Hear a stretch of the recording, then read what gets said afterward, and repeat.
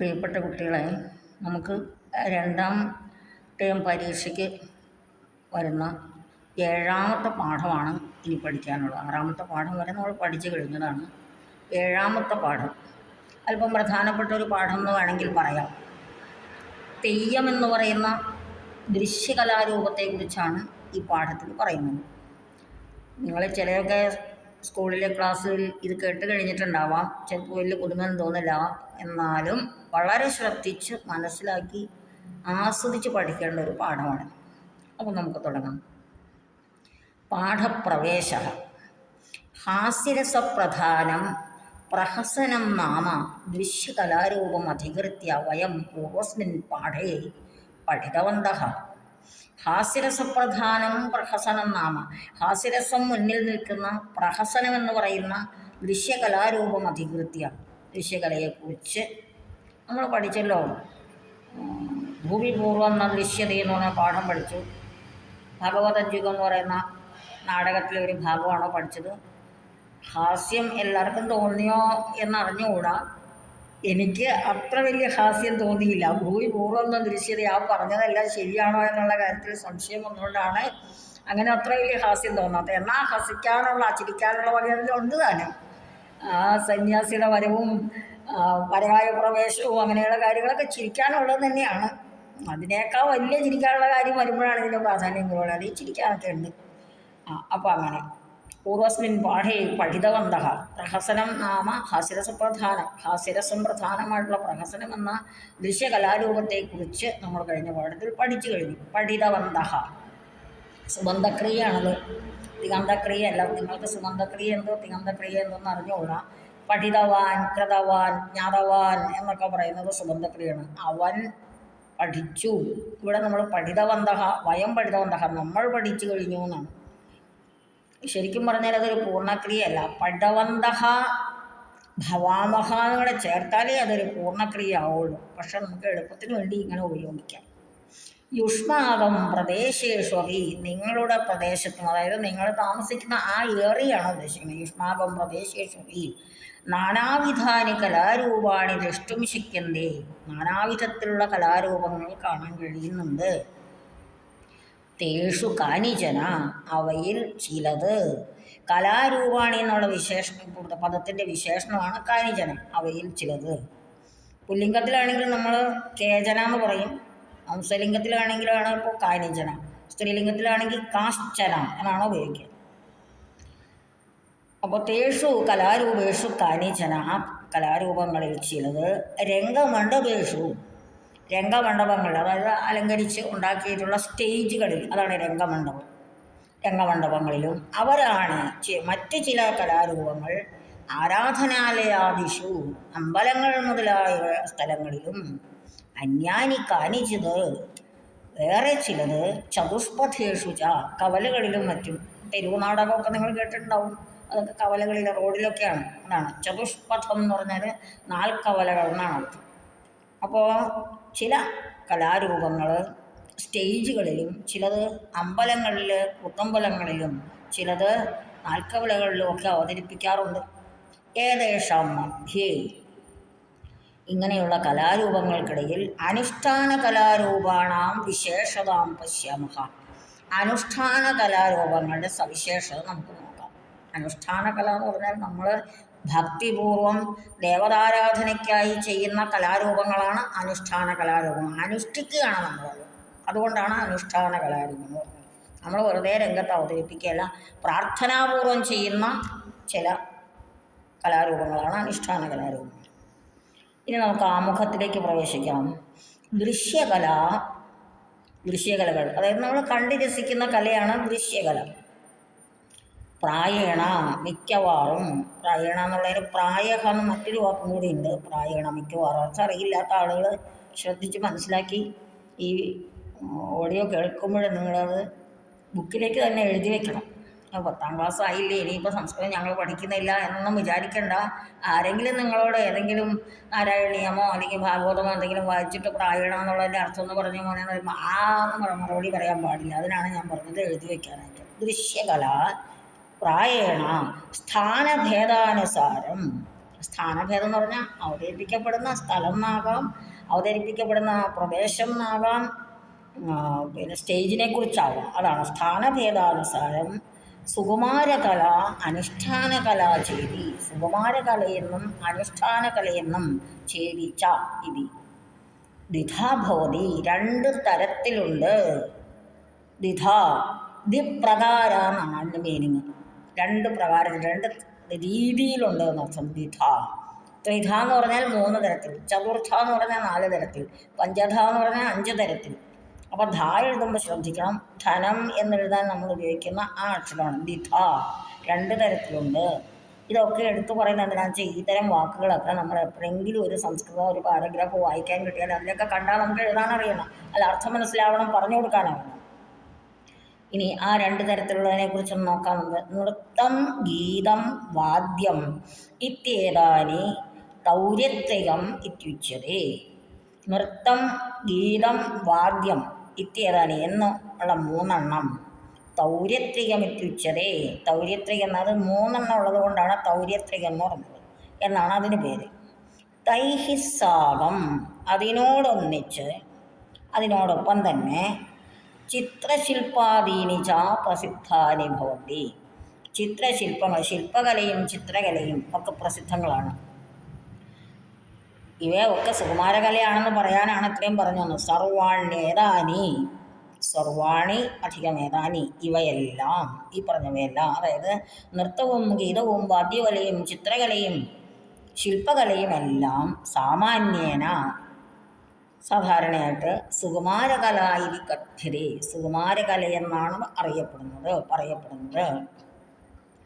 ഏതാനി ഇവ, യഥാ എപ്പോഴാണോ, യാതൊരു സമയത്താണോ, ആരാധനാവിധിഷു വിശേഷേണ സംയോജ്യന്തേ, ദൈവതാരാധനാ സന്ദർഭങ്ങളിൽ, ദൈവതാരാധനയുടെ രീതിയിൽ വിശേഷേണ സംയോജ്യന്തേ, വിശേഷമായി നമ്മൾ സംയോജിപ്പിക്കുന്നത്, ചേർക്കുന്നത്. തഥാ താനി അനുഷ്ഠാനകല ഇതി വ്യവഹ്രിയതേ. ഇപ്പം നമുക്കറിയാം സോപാന സംഗീതം എന്ന് പറഞ്ഞാൽ പാട്ടാണ്, പക്ഷെ അത് അമ്പലങ്ങളിൽ അവതരിപ്പിക്കപ്പെടുന്നത് കൊണ്ട് അത് അനുഷ്ഠാനകലയാണ്. അപ്പോൾ മുമ്പത്തെ സെൻറ്റൻസിൽ നൃത്തവും ഗീതവും വാദ്യവും ചിത്രകലയും ശില്പകലയും എല്ലാം സുകുമാരകലയാണെന്ന് പറഞ്ഞു. എന്നിട്ടിപ്പോൾ പറയാണ് ഇവ തന്നെ ആരാധനാവിധിഷു വിശേഷേണ സംയോജ്യന്തേ, ദൈവത്തെ ആരാധിക്കാൻ വേണ്ടി നമ്മളത് ഉപയോഗിക്കുകയാണെങ്കിൽ തഥാ അപ്പോൾ താനി താദൃശാനി കലാരൂപാണി അനുഷ്ഠാനകല ഇതി വ്യവഹ്രിയതേ, അനുഷ്ഠാനകലയെന്ന് വ്യവഹരിക്കപ്പെടുന്നു, പറയപ്പെടുന്നു എന്നർത്ഥം. സോപാന സംഗീതം തിടമ്പു നൃത്തം കളമെഴുത്ത് ഇത്യേതാനി ഏവം അനുഷ്ഠാന കലാരൂപേഷു ഭവന്തി. അപ്പം നമ്മൾ മുമ്പ് പറഞ്ഞല്ലോ നൃത്തം ഗീതം വാദ്യം എന്ന് പറഞ്ഞു. അതിൽ സോപാന സംഗീതം ഗീതമാണ്, തിടമ്പു നൃത്തം എന്ന് പറയുന്നത് നൃത്തമാണ്, കളമെഴുത്ത് എന്ന് പറയുന്നതും ഒരു കല തന്നെയാണ്. കളമെഴുത്ത്, സർപ്പം പാട്ട്, കളമെഴുത്ത് ഒക്കെ കേട്ടിട്ടുണ്ടല്ലോ. അത് ഇങ്ങനെ വരച്ചുകൊണ്ട് ചെയ്യുന്നതാണ്.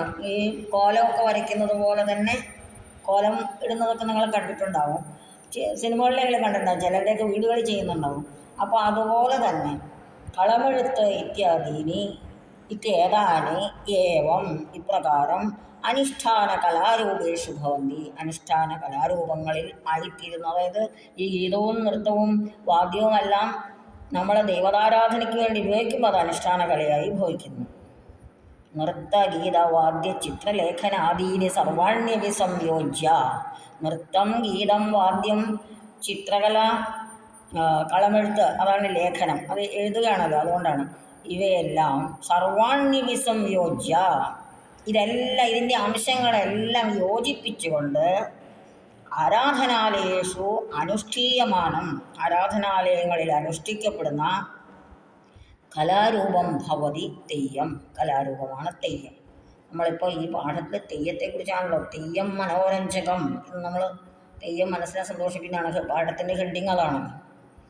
അപ്പോൾ നൃത്ത ഗീത വാദ്യ ചിത്ര ലേഖനാദീനി ഇതെല്ലാം സംയോജിപ്പിച്ചുള്ള ഒരു കലാരൂപമാണ് തെയ്യം. മുടിയേറ്റ്, പടയണി, കളമെഴുത്ത് പാട്ട് ഇത്യാദിഷ്വപി നൃത്തഗീതാദീനാം പ്രയോഗാഃ പ്രാചുര്യേണ ദൃശ്യന്തേ. മുടിയേറ്റുന്ന കലയിലും പടയണിയിലും കളമെഴുത്തുപാട്ടിലുമെല്ലാം നൃത്തം, ഗീതം മുതലായവയുടെ എല്ലാം പ്രയോഗങ്ങൾ എല്ലാം സംയോജിപ്പിച്ചുകൊണ്ടാണ് ഈ കലകളെന്ന് പ്രാചുര്യേണ വളരെ പ്രചുരമായിട്ട് ധാരാളമായിട്ട് ദൃശ്യത്തെ കാണപ്പെടുന്നുണ്ട്. അസ്മിൻ പാഠഭാഗേ, ഈ പാഠത്തിൽ തെയ്യമിതി കലാരൂപസ്യ സാമാന്യ വിവരണം പ്രദത്തമസ്തി. തെയ്യം എന്ന കലാരൂപത്തെക്കുറിച്ച് ഒരു സാമാന്യ വിവരണം നൽകിയിട്ടുണ്ട്. കണ്ടു തന്നെ ആസ്വദിക്കേണ്ടതാണ്. തെയ്യം നമ്മളിപ്പോൾ മധ്യകേരളത്തിലുള്ള ആളുകളാണ്. മധ്യകേരളത്തിൽ തെയ്യം അത്രമാത്രം പ്രചാരത്തിലില്ല. ഇത് വടക്കൻ കേരളത്തിൽ പ്രചാരമുള്ള കലയാണ്. അപ്പോൾ അതാണ് ഇനി അടുത്ത് പറയാൻ പോകുന്നത്. ഉത്തര കേരളീയാനാം പരമ്പരാഗതം അനുഷ്ഠാന കലാരൂപം ഭവതി തെയ്യം. വടക്കൻ കേരളത്തിൽ ജീവിക്കുന്ന ആളുകളുടെ പരമ്പരാഗതം, അതായത് പ്രാചീന കാലം മുതൽ തന്നെ അവർ ഈ കല അങ്ങനെ കൊണ്ടു നടക്കുകയാണ്. അതുകൊണ്ടാണ് പരമ്പരയാഗതം. ഇത് ഒരു കുടുംബം, ആ കുടുംബത്തിലുള്ളവർ വയസ്സായി കഴിഞ്ഞാൽ അവിടുത്തെ തലമുതിർന്ന ആളുകൾ, അടുത്ത തലമുറയിലുള്ള ആളുകൾ, അങ്ങനെ പരമ്പരയായിട്ട് വന്നിട്ടുള്ള കലയാണ് അനുഷ്ഠാന കലാരൂപം ഭൗതിരി. അങ്ങനെയുള്ള അനുഷ്ഠാന കലയാണ്. അപ്പോൾ അനുഷ്ഠാന കല എന്താണെന്ന് മനസ്സിൽ വെച്ചുകൊണ്ട് വേണം ഇനി ബാക്കി അങ്ങോട്ട് ശ്രദ്ധിക്കാൻ. ദേവതാരാധനാപരമായിട്ടുള്ള ഒന്നാണെന്ന് മനസ്സിലാക്കണം. പൂർവികാണാം, പണ്ടുള്ളവരായ വീരപുരുഷന്മാരുടെയും ഇതിഹാസ പുരുഷാനാം വാ ചരിത്രപുരുഷന്മാരുടെയും മഹച്ചരിതാനി, മഹത്തായിട്ടുള്ള ജീവിതചര്യകളെ അനുസ്മരിക്കുവാൻ കലാരൂപമിതം ആവിഷ്കൃതമഭോത്. ഈ കലാരൂപം ആവിഷ്കരിച്ചത് അതിനു വേണ്ടിയിട്ടാണ്. വീരന്മാരുടെയും ചരിത്രപുരുഷന്മാരുടെയും ഒക്കെ മഹത്തായിട്ടുള്ള ജീവിത രീതിയെ അനുസ്മരിക്കാൻ വേണ്ടിയാണ് ഈ കലാരൂപം ആവിഷ്കരിച്ചത്. ഈശ്വര ഇത്യർത്ഥേ, ഈശ്വരൻ എന്ന അർത്ഥത്തിൽ ദൈവം ഇതി പദം കൈരള്യാം പ്രസിദ്ധമസ്തി. ഈശ്വര എന്നുള്ളതിനെ നമ്മൾ മലയാളികൾ ദൈവം എന്ന് ഉള്ള വാക്കാണ് ഉപയോഗിക്കുന്നത്. കൈരള്യാം പ്രസിദ്ധമസ്തി എന്ന് പറഞ്ഞാൽ മലയാള ഭാഷയിൽ കൈരളി മലയാള ഭാഷ, അതിൻ്റെ സപ്തമിയാണ് കൈരള്യാം, മലയാള ഭാഷയിൽ പ്രസിദ്ധമാണ്. നമ്മൾ ഈശ്വരൻ എന്നുള്ളത് സംസ്കൃത വാക്കാണ്, നമ്മൾ പറയാറുണ്ട്, പക്ഷെ അത് സംസ്കൃത വാക്കാണ്. ദൈവം എന്നുള്ളതും സംസ്കൃത വാക്കാണെങ്കിലും അധികവും നമ്മൾ മലയാളികൾ ദൈവം എന്നാണ് ഈശ്വരൻ എന്നുള്ളത് പകരമായിട്ട് ഉപയോഗിക്കുന്നത്. തസ്യ പദസ്യ, ആ പദത്തിൻ്റെ ഗ്രാമ്യരൂപഭേദോസ്തി തെയ്യമിതി. ഗ്രാമ്യരൂപഭേദം എന്ന കൊളോക്കിയലായിട്ടുള്ള ആ പ്രദേശത്ത് പറഞ്ഞ് ആ പ്രദേശവാസികളുടെ ഒരു വാക്കായിത്തീരുന്നു. അതാണ് കൊളോക്കിയലായിട്ടുള്ള ഒരു രൂപമാണ് തെയ്യം. ദൈവം എന്നുള്ളതിൻ്റെ ഒരു തൽഭവം എന്ന് വേണമെങ്കിൽ പറയാം. തൽസമം എന്ന് പറയാനും കുഴപ്പമില്ല. ആ തെയ്യം എന്നുള്ള വാക്ക് ദൈവം എന്നുള്ളതിലാണ് വന്നിട്ടുള്ളതെന്നർത്ഥം. ആർത്താനാം ജനാനാം, ദുഃഖിതരായ ആളുകളുടെ, ആർത്തഹ എന്ന് പറഞ്ഞാൽ ദുഃഖിത എന്നർത്ഥം. ആർത്താനാം ദുഃഖിതാനാം ജനാനാം പരിദേവനം ശ്രുത്വ, സങ്കടങ്ങൾ കേട്ടിട്ട് താൻ സമാശ്വാസയിതും അവരെ, ഈ താൻ എന്ന് പറഞ്ഞാൽ ഈ ജനാനാം എന്നുള്ളതിൻ്റെ അതിനുള്ള വിശേഷണമായിട്ട് വരുന്നതാണ്. അതായത് ജനങ്ങളുടെ എന്ന് പറഞ്ഞല്ലോ, ജനങ്ങളുടെ പരിദേവനം കേട്ടിട്ട് താൻ അവരെ, തച്ഛബ്ദത്തിൻ്റെ പുല്ലിംഗത്തിൻ്റെ ദ്വിതീയ ബഹുവചനാണ് താൻ എന്നുള്ളത്. അവരെ സമാശ്വാസയിതും ഭൂമാവാഗതാം, ഭൂമൗ ആഗത, ഭൂമാവാഗത എന്നുള്ളത് ഭൂമൗ അധികം ആഗത. ദ്വാദിമൗ എന്നൊക്കെയുള്ള പദം നിങ്ങൾ പഠിച്ചിട്ടുണ്ടാവും. ദ്വൗ അധികം ഇമൗ എന്നുള്ളത്. അപ്പോൾ ഔകാരത്തിന് ശേഷം സ്വരം വരുമ്പോഴത്തേക്ക് ആവുന്ന ആദേശം വരുന്നതാണ് ഭൂമാവാഗത. മറക്കരുത്, ഭൂമൗ അധികം ആഗത. ദേവതാസ്തി തെയ്യമിതി വിശ്വസന്തി. അപ്പോൾ ആർത്തരായ ദുഃഖിതരായ ജനങ്ങളുടെ പരിദേവനം കേട്ടിട്ട് അവരെ സമാശ്വസിപ്പിക്കുവാൻ ഭൂമിയിലേക്ക് വന്ന ദേവതയാണ് തെയ്യം ഇതി വിശ്വസന്തി എന്ന് അവിടുത്തെ ആളുകൾ ഈ അനുഷ്ഠാന കല കാണുമ്പോൾ അത്രയും പ്രാർത്ഥനയോടെയാണ് ഈ കലയെ വീട്ടിലേക്ക് സ്വീകരിക്കുന്നതൊക്കെ. അതാണ് അവരങ്ങനെയാണ് വിശ്വസിക്കുന്നത്. ജനങ്ങളെ ആശ്വസിപ്പിക്കുവാൻ വേണ്ടി വന്ന ദേവതയാണ് തെയ്യരൂപം, തെയ്യക്കോലം എന്നാണ് അതിന് പറയുക. അത് വെച്ച് കെട്ടുന്നതാണല്ലോ, അതുകൊണ്ടാണ് തെയ്യക്കോലം എന്ന് പറയുന്നത്. അപ്പോൾ തെയ്യം ജനങ്ങളെ ആശ്വസിപ്പിക്കാനുള്ള ഒരു കലയാണ്. അതിസുന്ദരേസ്മിൻ കലാരൂപേ, അതിസുന്ദരമായിട്ടുള്ള ഈ കലാരൂപത്തിൽ ചതുർവിധ അഭിനയാഹ സന്തി. ആംഗികം സാത്വികം എന്നൊക്കെ പറഞ്ഞിട്ട് നിങ്ങൾ മുമ്പ് പഠിച്ചിട്ടുള്ളതാണ് ഈ ചതുർവിധ അഭിനയം. രക്തവർണൈഹി വസ്ത്രൈഹി ചുവപ്പ് നിറത്തിലുള്ള പട്ടുവസ്ത്രങ്ങൾ ധരിക്കും. പിന്നെ ഹരിദ്രാദിവിഹി കഥൈഹി അംഗരാഗൈഹി മഞ്ഞൾ മുതലായ കൊണ്ട് ഉണ്ടാക്കിയിട്ടുള്ള അംഗരാഗങ്ങൾ, കുറിക്കൂട്ടുകൾ. കുറിക്കൂട്ടുകൾ എന്ന് പറഞ്ഞാൽ നെറ്റിയിലൊക്കെ പൂശാനും അതുപോലെ ശരീരത്തിൽ കയ്യിലും ഒക്കെ വെച്ച് തേക്കും അവർ. അതാണ് അംഗരാഗം എന്ന് പറയുന്നത്, ദേഹത്ത് പുരട്ടുന്നതിനുള്ള പിന്നെ അങ്ങനെയുള്ള ഒന്ന്. അപ്പോൾ രക്തവർണമായ വസ്ത്രം, മഞ്ഞൾ മുതലായിട്ടുള്ള വസ്തുക്കൾ കൊണ്ടുള്ള അംഗരാഗം, കുറിക്കൂട്ട്. പുഷ്പമാല ആദ്യൈഹി വിഭൂഷണൈഹി പൂമാല ധരിക്കും. അതാണ് പുഷ്പമാല ആദ്യൈഹി, പുഷ്പമാല തുടങ്ങിയ വിഭൂഷണൈഹി അലങ്കാരൈഹി സമലങ്കൃത അലങ്കരിക്കപ്പെട്ടവനായ ദേവതാ വേഷധാരി ദേവതയുടെ വേഷം ധരിച്ചിട്ട് വാദ്യഘോഷൈഹി സാകം വാദ്യഘോഷങ്ങളോടൊത്ത് ക്ഷേത്രാങ്കണം പ്രവിശ്യ നൃത്യതി ക്ഷേത്രാങ്കണത്തിൽ എത്തിയിട്ട് നൃത്തം ചെയ്യുന്നു. സഹ നർത്തക കോലധാരി ഇത് വ്യവഹറിയതേ. അങ്ങനെ നൃത്തം ചെയ്യുന്ന തെയ്യത്തിൻ്റെ വേഷം കെട്ടിയിരിക്കുന്ന ആളെ കോലധാരി എന്നാണ് പറയുന്നത്. നൃത്താവസാനെ ചെണ്ട, ചീനി, തുടി, ഇലത്താളം ഇത്യാദീനി വാദ്യോപകരണാനി വാദയന്തി. നൃത്താവസരത്തിൽ അവർ നൃത്തം ചെയ്തുകൊണ്ടാണ് ഓരോ വീടുകളും കയറി ഇറങ്ങുകയൊക്കെ ചെയ്യുന്നത്. പിന്നെ ക്ഷേത്രാങ്കണത്തിലും ഉണ്ട്. ക്ഷേത്രത്തിൻ്റെ അങ്കണമാണ് അവിടെ ചിത്രത്തിൽ കാണിച്ചിട്ടുള്ളത്. അങ്ങനെ അവർ തെരുവുകളിലൂടെ വന്ന് വീടുകളിലൊക്കെ കയറി ഇറങ്ങുകയൊക്കെ ചെയ്യുന്നുണ്ട്. അപ്പോൾ അവർ ഉപയോഗിക്കുന്ന ചെണ്ടയുണ്ട്, തുടിയുണ്ട്, ഇലത്താളമുണ്ട്, ഇങ്ങനെയുള്ള വാദ്യോപകരണങ്ങൾ വായിച്ചുകൊണ്ടാണ് ഈ തെയ്യത്തിൻ്റെ എഴുന്നള്ളത്ത്. കോലധാരിണഹ കോലം ധരിച്ചിട്ടുള്ളവർ, അതായത് തെയ്യത്തിനുള്ള വേഷം ധരിച്ചിട്ടുള്ള ആളുകൾ മൂർത്തിഭേദാനുസാരം, അതായത് ഏത് ദേവതയെ ആരാധിച്ചുകൊണ്ടാണോ അതിനനുസരിച്ച് ചാപഹ, ബാണഹ, ദണ്ഡഹ, ഖഡ്ഗഹ, ചർമ്മ ഇത്യാദി ആയുധാൻ ധരന്തി. ഓരോ മൂർത്തിക്കും വേണ്ടുന്ന തരത്തിൽ അമ്പും വില്ലും ഒക്കെ വേണ്ട ആളാണെങ്കിൽ, വേണ്ട കഥാപാത്രമാണെങ്കിൽ ചാപഹ നമുക്കറിയാം, വില്ല്, ബാണഹ അമ്പ്, ദണ്ഡഹ വടിയുണ്ടാവും ചിലരുടെ കയ്യിൽ, ഖഡ്ഗഹ വാള്, ചർമ്മ. ഈ ചർമ്മ എന്ന് പറഞ്ഞാൽ തോലെന്നാണ് അർത്ഥം. ഇപ്പോൾ ശിവൻ്റെയൊക്കെ ആണെങ്കിൽ പുലിത്തോൽ പോലുള്ള ഒരു വേഷം ധരിക്കുമായിരിക്കണം. അതുകൊണ്ടാണ്. ഞാൻ തെയ്യം നേരിട്ട് കണ്ടിട്ടില്ല. ഞാൻ മധ്യ കേരളത്തിലുള്ള ആളാണ്. ഉത്തര കേരളത്തിലുള്ള ആളുകൾ, കുട്ടികൾ ഇത് കാണുകയാണെങ്കിൽ അവർക്ക് കുറച്ചും കൂടി മനസ്സിലാവും. മധ്യ കേരളീയരായ കുട്ടികളാണ് കാണുന്നതെങ്കിൽ അവർക്ക് ഞാൻ ഈ പറയുന്നത് പോലെ ഇത് വായിച്ചുള്ള അറിവുണ്ടാവുള്ളൂ.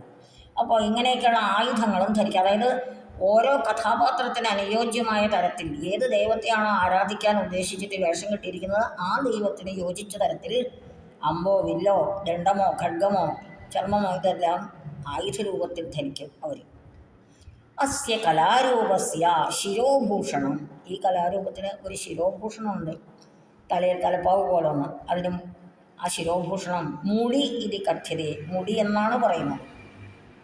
മൂർത്തിഭേദാനുസാരം, ഈ മുമ്പ് പറഞ്ഞ പോലെ മൂർത്തിഭേദാനുസാരം ദേവത ഏത് ദേവതയ്ക്ക് വേണ്ടി ഇത് അനുഷ്ഠിക്കുന്നുവോ, ഏത് ദേവതയെ മുൻനിർത്തി ഇത് അനുഷ്ഠിക്കുന്നുവോ, ഏത് ദേവതയായിട്ട് ഇത് പിന്നെ അവതരിപ്പിക്കുന്നുവോ അതിനനുസരിച്ച് ശിരോലങ്കാരേഷു, മുഖാലങ്കാരേഷു, വസ്ത്രാലങ്കാരേഷു, ആഭരണേഷു ച തഥാ നൃത്തേഷ്വപി വൈവിധ്യാനി ഭവന്തി.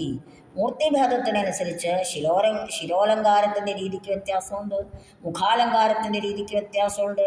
അപ്പോൾ കഥകളിലൊക്കെ നിങ്ങൾ കണ്ടിട്ടുണ്ടാവും, ഓരോ വേഷങ്ങൾക്കനുസരിച്ചായിട്ട് കത്തി, താടി, കരി എന്നൊക്കെ പറഞ്ഞിട്ട്. കാട്ടാളനാണെങ്കിൽ കരി എന്ന് പറയാം അയാളുടെ വേഷത്തിന്. അതുപോലെ പല വ്യത്യാസങ്ങളുള്ള അതാണ്. മുഖാലങ്കാരത്തിന് വ്യത്യാസം ഉണ്ടാവും, വസ്ത്രാലങ്കാരേഷു വസ്ത്രങ്ങളുടെ അലങ്കാരങ്ങളിൽ വ്യത്യാസം ഉണ്ടാവും, ആഭരണേഷു ആഭരണം ധരിക്കുന്നതിൽ വ്യത്യാസം ഉണ്ടാവും. തഥാ നൃത്തേശ്വരി ആ നൃത്തരൂപത്തിന് അവതരിപ്പിക്കുന്ന കലാരൂപത്തിനും വൈവിധ്യാനി സന്ധി വ്യത്യസ്തതയുണ്ട്, വിഭിന്നതയുണ്ട്, വ്യത്യാസമുണ്ട് എന്നർത്ഥം. മനയോല, ചൈല്യം, ഹരിദ്ര, അഞ്ജനമസി, നാളികേരപത്രം ഇത്യാദീനി പ്രകൃതിദത്താനി വസ്തുവിനി അലങ്കാരായ കൽപ്പന്തേ. ഹരിദ്ര മഞ്ഞളാണ്, അഞ്ജനമഷി കണ്ണെഴുതുന്നുള്ള മഷിയാണ്, നാളികേരപത്രം തെങ്ങോലയാണ്. ഈ മനയോല, ചൈല്യം എന്നൊക്കെ പറയുന്ന ഓരോ പ്രത്യേകതയുടെ അലങ്കാരങ്ങളാണ്. അത് ആ നാട്ടിൽ മാത്രം പിന്നെ ഈ കലാരൂപത്തിന് വേണ്ടി മാത്രം ഉപയോഗിക്കുന്നതാണ്. അതിൻ്റെ മലയാളത്തിലുള്ള വാക്കുകൾ എന്താണെന്ന് ഡിക്ഷണറി പോലും പറയുന്നില്ല. മനയോല, ചൈല്യം എന്നുള്ള ആ പ്രദേശത്തെ ഒരു വാക്കാണ്. ചിലപ്പോഴത് മുഖാലങ്കാരത്തിന് ഉപയോഗിക്കുന്നതായിരിക്കണം. ചായില്യം പറയുമ്പോൾ അങ്ങനെ തോന്നുന്നുണ്ട്. ഹരിദ്ര പിന്നെ നമ്മുടെ മഞ്ഞളാണ്. മഞ്ഞൾ ചേർത്തിട്ട് കുറിക്കൂട്ടുകൾ മുഖത്തൊക്കെ തേക്കാനും ശരീരത്തിൽ തേക്കാനൊക്കെ. പിന്നെ കണ്ണെഴുതാനുള്ള മഷി, അതാണ് അഞ്ജനമസി. പിന്നെ ഈ തലപ്പാവൊക്കെ ഉണ്ടാക്കുന്നിടത്ത് അതുണ്ടാക്കാൻ അതിന് ഭംഗി കൂട്ടാൻ വേണ്ടി പിന്നെ തെങ്ങോല ഉപയോഗിക്കുന്നുണ്ട്. ഇങ്ങനെയൊക്കെയുള്ള പ്രകൃതിദത്താനി വസ്തുവിനി അലങ്കാരായ കൽപ്പന്തി. പ്രകൃതിദത്തങ്ങളായ വസ്തുക്കൾ അലങ്കാരത്തിന് ഉപയോഗിക്കുന്നു. അപ്പോൾ നമുക്ക് ഏകദേശം അവരുടെ ആ രൂപത്തെക്കുറിച്ചൊന്ന് സങ്കല്പിക്കാൻ പറ്റും. കുറച്ചൊക്കെ ഇവിടെ കൊടുത്തിട്ടുണ്ട്. പിന്നെ എപ്പോഴെങ്കിലും ടി വിയിലോ മറ്റോ തെയ്യത്തെക്കുറിച്ചൊക്കെയുള്ള വിവരണങ്ങളും ഈ കലാരൂപത്തിൻ്റെ അവതരണമൊക്കെ കാണാൻ പറ്റും കേട്ടോ. അതൊക്കെ സന്ദർഭാനുസരണം നിങ്ങൾ കാണുകയാണെങ്കിൽ വളരെ നന്നായിരിക്കും. ഇല്ലെങ്കിൽ നമ്മുടെ കലോത്സവ വേദികളിൽ തെയ്യം ഇതുവരെയും കണ്ടിട്ടില്ല. വടക്കൻ ഒരു മത്സര രൂപമായിട്ട് കണ്ടിട്ടില്ല. അങ്ങനെ അവിടെ പോയി കാണാമെന്ന് വെച്ചാലും നടക്കില്ല. അപ്പോൾ നമുക്ക് മാധ്യമങ്ങളിലൂടെ കാണാൻ പറ്റുന്ന ആളുകൾ, കാണാൻ ആഗ്രഹമുള്ളവർ കാണുകയും മനസ്സിലാക്കുകയൊക്കെ ചെയ്യും. ഇനി അടുത്ത ഭാഗം കൂടെ നോക്കാം. തെയ്യരൂപേഷു അഥവാ ആചാരേഷു അനുഷ്ഠാനേഷു ച വൈവിധ്യം ദരീദൃശ്യതേ.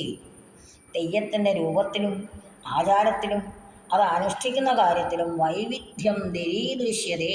വൈവിധ്യം ദരീദൃശ്യത എന്ന് പറഞ്ഞാൽ ഈഷത് ദൃശ്യത എന്നാണ്. കുറച്ചൊക്കെ വ്യത്യാസമുണ്ടോ എന്നുള്ള അർത്ഥമുള്ളൂ. തികച്ചും വ്യത്യസ്തമാണെന്നല്ല.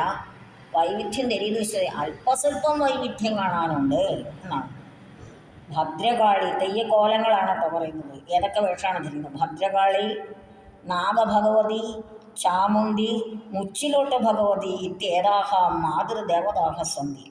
ഭദ്രകാളിയുടെ രൂപം കിട്ടാറുണ്ട് തെയ്യം കോലം കിട്ടുന്നവർ. നാഗഭഗവതിയുടെ രൂപമുണ്ട്, ചാമുണ്ഡി, മുച്ചിലോട്ട് ഭഗവതി, ഇങ്ങനെയൊക്കെയുള്ള മാതൃദേവതകളുണ്ട്. പിന്നെ ഗുളികഃ, വിഷ്ണുമൂർത്തി, ഖണ്ഡാകർണ, വിഷകണ്ഠ ഇത്യേതേ ബഹവഃ പുരുഷമൂർത്തയശ്ച വിദ്യന്തേ. ഗുളികൻ, വിഷ്ണുമൂർത്തി, ഖണ്ഡാകർണൻ, വിഷകണ്ഠൻ, ഇങ്ങനെയൊക്കെയുള്ള അനേകം പുരുഷമൂർത്തികളും ഉണ്ട് എന്ന് പറഞ്ഞാൽ ഇവരുടെയൊക്കെ രൂപം ഈ തെയ്യക്കോലം കിട്ടുന്നവർ കിട്ടാറുണ്ടെന്നർത്ഥം. തേഷ്വവി അവയിൽ തന്നെ കേചന ഉഗ്രമൂർത്തയ, ചിലർ ഉഗ്രമൂർത്തികളാണ്. നമുക്കിപ്പോൾ ഭദ്രകാളി ഒരു ഉഗ്രമൂർത്തിയാണെന്നറിയാം. നാഗഭഗവതിയും ഏകദേശം അങ്ങനെയാണ്. ചാമുണ്ടിയും. മുച്ചിലോട്ട് ഭഗവതി അത്രമാത്രം ഒരു ഉഗ്രമൂർത്തിയാണെന്ന് തോന്നുന്നില്ല. പിന്നെ വിഷകണ്ഠൻ ശിവനാണ്. ശിവനും ചില സമയത്തൊക്കെ ഉഗ്രമൂർത്തി ആകാറുണ്ട്. ഗുളികൻ ഒക്കെ. വിഷ്ണുമൂർത്തി അങ്ങനെയല്ല. അപ്പോൾ ഈ തെയ്യക്കോലങ്ങളിൽ കേചന ചിലവ് ഉഗ്രമൂർത്തയ. അതുപോലെ തന്നെ അഗ്നിപ്രവേശം ആയുധാഭ്യാസം ച കുറുവന്തി. ആയുധാഭ്യാസം ചെയ്യുന്നവർ പിന്നെ തീയിലേക്ക് എടുത്തിയാടുകയൊക്കെ ചെയ്യുന്നവരുമുണ്ട്. അതാണ് അഗ്നിപ്രവേശം, ആയുധാഭ്യാസം ച കുറുവന്തി. ഈ ആയുധാഭ്യാസം എന്ന് പറഞ്ഞാൽ ഈ കളരിയൊക്കെ പഠിച്ച ആളുകളുണ്ടല്ലോ. നമുക്കറിയാം വടക്കൻ പിന്നെ പ്രദേശത്ത്, അതായത് ഉത്തര കേരളത്തിലും മറ്റും ഒരുപാട് വീരന്മാരുടെയൊക്കെ കഥകൾ നമുക്കറിയാം, നമ്മൾ കേട്ടിട്ടുണ്ട്.